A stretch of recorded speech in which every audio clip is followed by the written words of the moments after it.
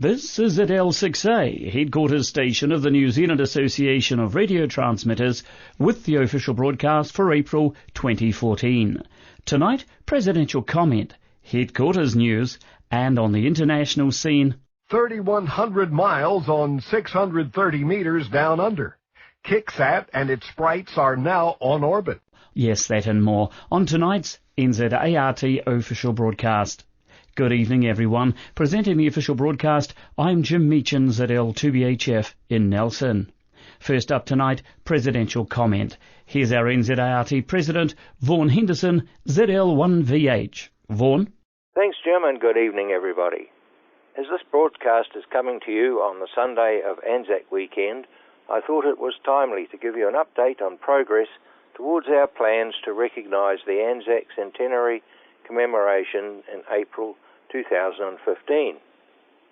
We are planning a joint exercise with the Wireless Institute of Australia to help publicise and celebrate the centenary of the Anzac landings at Gallipoli. We've obtained permission to use the word Anzac from the Ministry of Culture and Heritage, and will now be applying to Radio Spectrum Management for the special call sign ZM100 Anzac. In Australia, the WIA are in the process of applying for the call sign VK100 Anzac. The special call signs will be active from the 25th of April 2015, and operation will cease on the 20th of December 2015. The 20th December 2015 date was when the last Anzac troops left the shores of the Dardanelles and is an appropriate finish date. To help us with this activity, I would like to hear from any ZL amateurs who are considering attending the celebrations at Gallipoli in 2015. The Turkish Amateur Radio Society is planning to have a special event station operating from a location as close as possible to the Anzac commemorative site, and there will be an opportunity for visiting radio amateurs to take part. Please let me know if you're planning on being in Turkey in April 2015, so we can advise the Turkish Amateur Radio Society of possible visiting amateurs. I'll have more details on this activity over the next few months as our planning comes to fruition. FIMTAG restructure. At its April meeting, Council resolved to restructure the Frequency Management and Technical Advisory Group, and in the process will no longer have the position of FIMTAG Chairman. A working group comprising Malcolm ZL2UDF, Terry ZL4TAE, Warren ZL2AJ, and Neal ZL1TAJ has been formed to work on the restructure process, which is expected to split the FIMTAG role into two distinct functions, engineering and planning. More details on the new structure of FIMTAG will be released as the working group finalises its plans. In the meantime, I would like to thank David ZL2SX, the outgoing FIMTAG chairman, for his work with FIMTAG over the last several years. Branches will by now have received the newsletter from headquarters with your branch, voting strength and other information. Included with the newsletter is a request for some feedback on Callbook and what you would like to see produced this year. Last year, Callbook came out only as a CD-ROM. I'd like to hear from you, our members, on the CD-ROM, which included an experimental version of the Callbook in electronic form. Have you had a look at this? Do you like it? Also, what would you like to see for this year's Callbook? A hard copy printed format?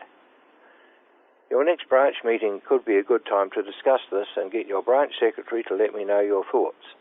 My thanks to those who have replied already. Well, Jim, that's it from me this month. Thank you, Vaughan, the President of NZART, Vaughan Henderson, ZL1VH. This year's NZART Thanks to Shield contest is to be held Saturday 17th and Sunday 18th of May, 2000 to 2300 hours, New Zealand Standard Time each evening. CW only, of course, with a maximum power output of 5 watts. The rules are published in the 2012-2013 printed callbook and in the 2014 CD-ROM callbook. Remember, there are 6 by half-hour operating periods each evening and operating for just one night is fine. The more contest participants, the better. Use the branch number of your location, regardless of whether this is currently active or in recess, and use the same branch number each night, even if you happen to be operating from different locations. Now, last year the contest had its first SDR transceiver entry. What will this year bring? Maybe a valve output stage? Hope to work you on the contest, and that information comes from organiser Glenn ZL2KZ. To news from NZART headquarters, and it's to Upper Hutt we head, where it's a very good evening to NZART business manager Debby Morgan, ZL2DL. Thanks, Jim, and good evening, everyone. Well, it's a sad tale this month.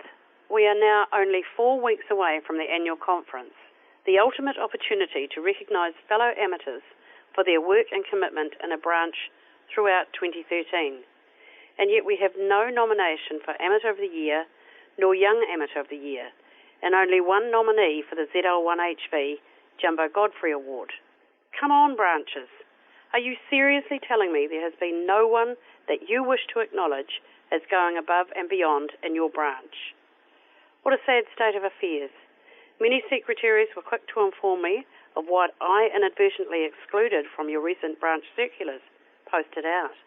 Therefore, I am sure you can think of someone who deserves to be recognised. Speaking of the branch circular, if a member advised me of a change of address, specifically if moving out of your usual branch area, you also need to advise me what branch you now wish to belong to. Again, I have heard from secretaries that members have moved on or should be included in the statistics that were advised. There are 2 reasons they may no longer be on your list.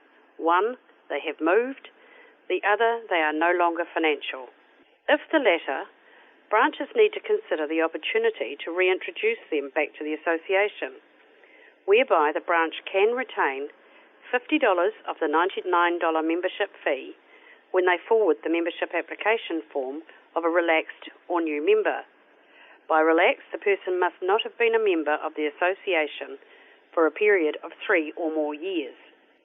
Should the branch not want to keep the $50, then by all means forward the application with a cheque for the balance to me, that is $49. This is an opportunity that I am sure will attract those who for one reason or another have not renewed their membership for a number of years. Plus, there is always another opportunity to be a member by paying a $10 monthly direct credit to the association for those whose memberships have lapsed in the last couple of years. I cannot stress enough the importance of supporting your much-loved and valued hobby, which the association has done for you for nearly 88 years. Finally, a big bouquet to Otago branch members and examination supervisors who recently held a crash course in amateur radio and successfully passed 10 candidates. Well done, Otago. Well, that's it from me, Jim. Apologies for being so forthright this month and sounding like I'm always asking for money, which I have been accused of doing. However, the voice is more often heard in numbers rather than in shouting. More members equals more opportunity to be heard and, of course, lower subscription rates. Back to you.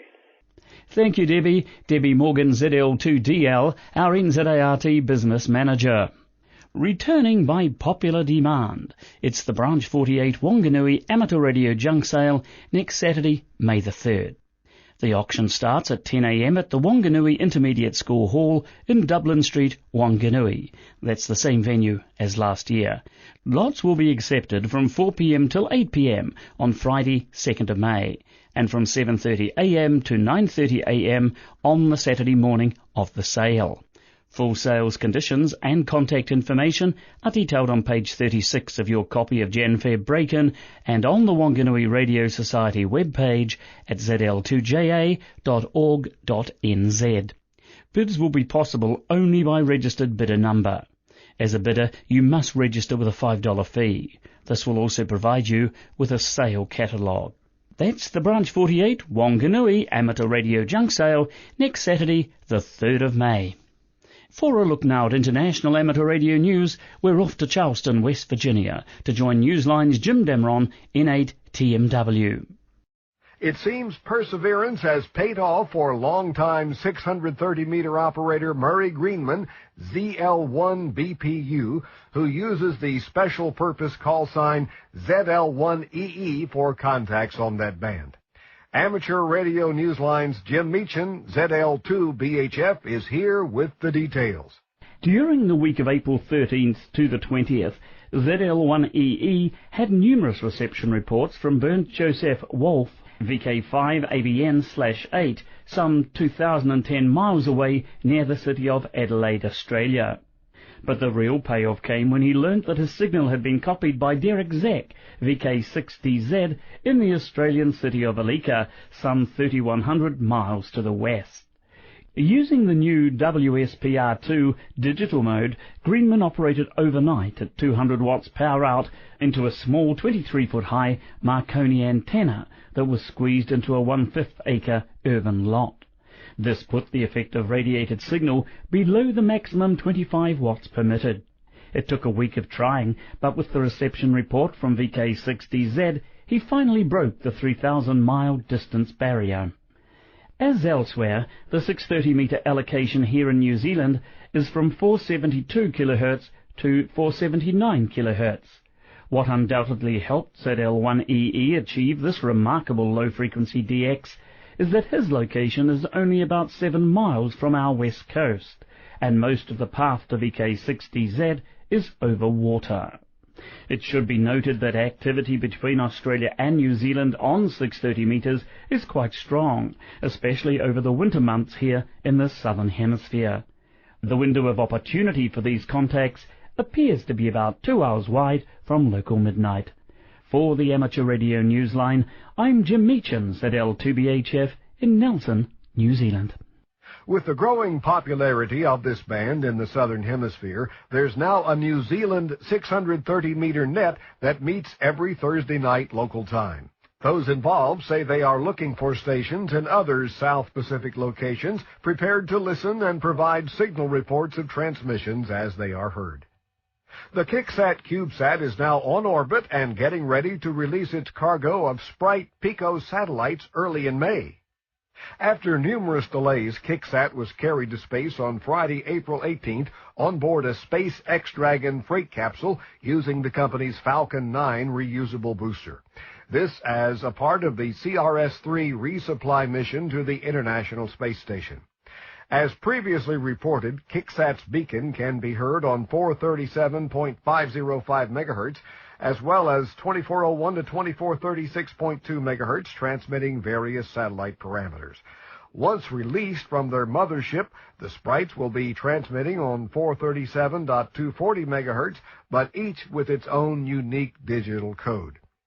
In addition to KickSat, the SpaceX CRS-3 mission also delivered several other CubeSats, including SporeSat, TSat, PhoneSat V2.5, and All-Star Thea. All were deployed into a 325 by 315-kilometer, 51.5-degree inclination orbit. For now, with Bill Pasternak, WA6ITF at the editor's desk, I'm Jim Dameron, NATMW, in Charleston, West Virginia, saying 73, and we thank you for listening.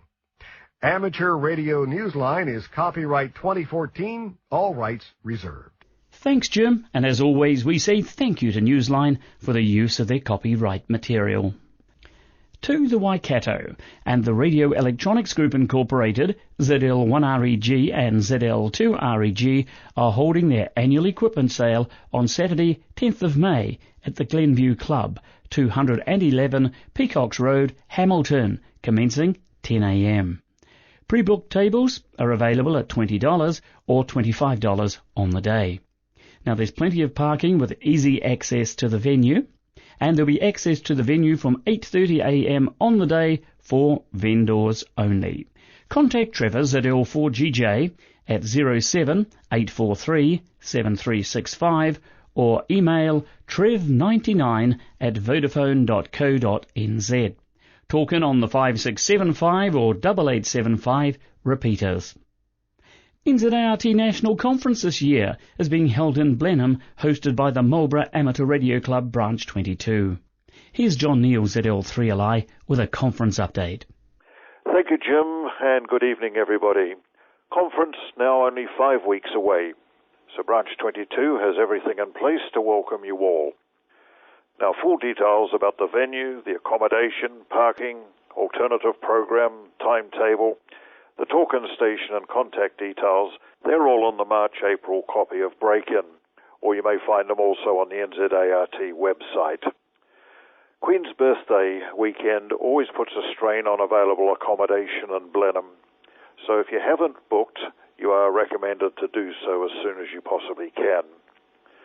Also, a friendly hint, try to get your registration payment in by May the 16th to avoid the late surcharge. We've requested a fine weekend, and Branch 22 looks forward to welcoming you to beautiful Marlborough. So don't miss out on the chance for friends, fellowship, the beautiful scenery, and the chance to wine and dine on Marlborough's finest. We look forward to seeing you there. Thank you, John. John Neal, ZL3LI, reporting for the Marlborough Conference Committee. Now it's to WARO News, and here's Rosemary, ZL1RO. Thanks, Jim, and hello, everyone. Publication of the WARO Bulletin has been significantly delayed, so this is an official notice that the NZART Annual General Meeting will be held on Sunday the 1st of June at the Marlborough Convention Centre starting at 8:15 a.m. sharp. Please note the start time of 8:15 a.m. WARO members by now should have received a letter of explanation and a nomination form for positions on the WARO executive. These were emailed to members where possible and sent by snail mail to those for who we do not have an email address. We would urge you to consider standing for office or encouraging someone else to offer their services, as there are vacancies to be filled at the AGM, especially that of Bulletin Editor. Our recently retired Bulletin Editor, Bev ZL10S, has been sent flowers with good health wishes from all WARO members.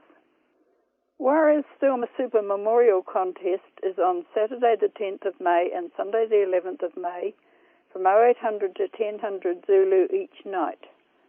All contacts to be on 80 metres and can be on phone or CW.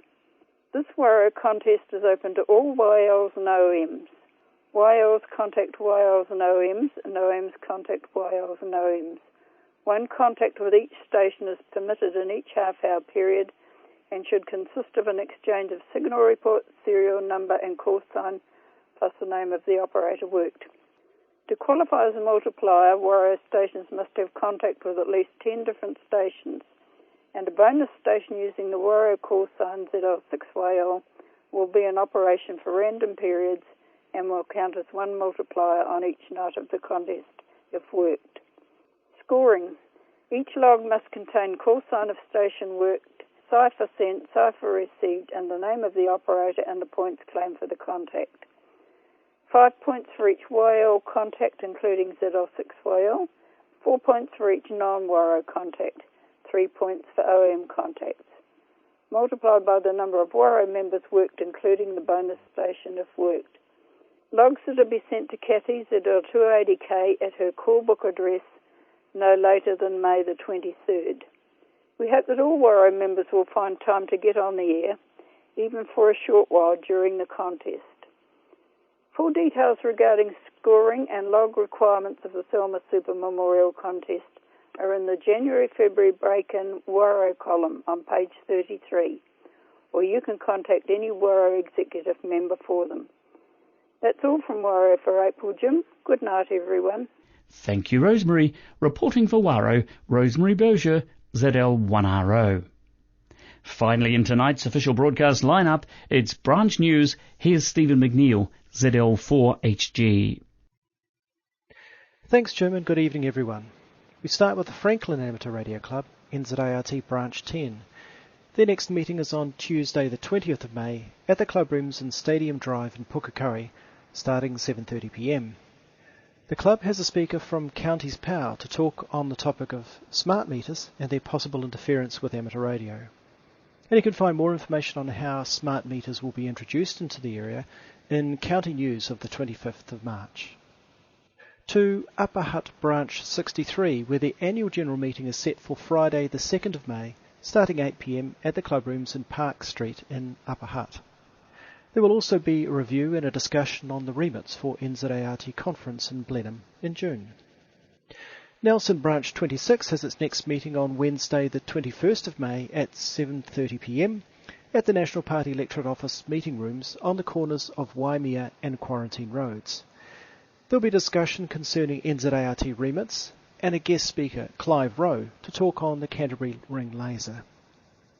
Now, the Canterbury Ring Laser was started by Jeff Stedman from the University of Canterbury and Hans Bilger from Oklahoma University to test theories of relativity and to measure the variations in the Earth's rotation and orientation. And it was later shown to be very sensitive to seismic events.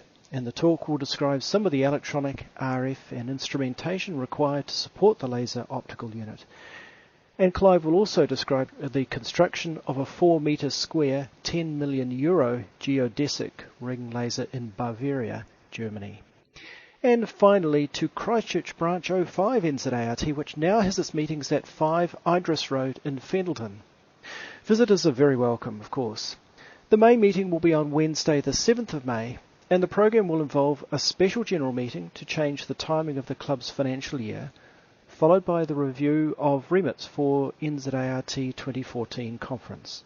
And you can refer to Hamlarks for information on the special general meeting. Well, that's all from me. Back to you, Jim. Thank you, Stephen. Stephen McNeill, ZL4HG, reporting from Christchurch. The next issue of NZART Headquarters Info Line will be emailed on Friday the 2nd of May. Remember, you can subscribe for your copy of this bulletin of news from NZART Headquarters on the NZART webpage at www.nzart.org.nz. The next official broadcast of NZART will be made by ZL6A at 8 p.m. on Sunday the 25th of May. This is ZL6A, headquarters station of the New Zealand Association of Radio Transmitters, concluding the official broadcast for April 2014. Good night, everyone. Good night now.